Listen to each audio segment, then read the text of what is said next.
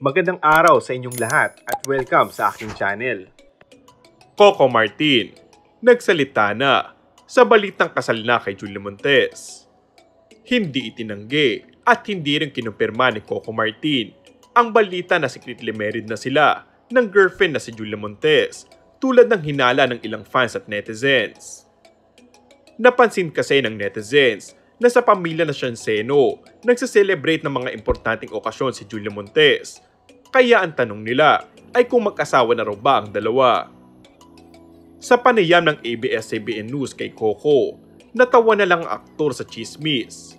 Aniya ay hindi raw niya itatago sa publiko kung kasal na sila, ngunit dagdag nito ay hindi rin malalaman sa publiko sakaling dumating ang araw na yun. Pero inamin naman niya na si Julia ang the one para sa kanya.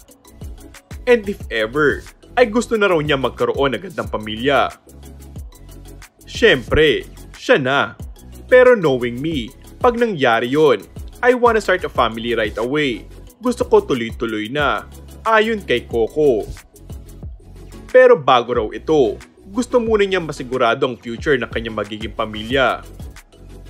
I'm in a position na alam ko na kahit anong mangyari, maging settled yung family ko. We're almost there. But you know, ano pa, konti pa, aniya. Bongga na ang karir, bongga pa ang love life. Ang tanging hiling daw niya sa ngayon ay magkaroon sila ng oras together dahil sa pareho na busy ngayon ng schedule sa kanya-kanyang mga proyekto. And that's all for our today's video. Kung bago ka lang sa aking channel ay mag-subscribe at pindutin na rin ang notification bell. Maraming salamat!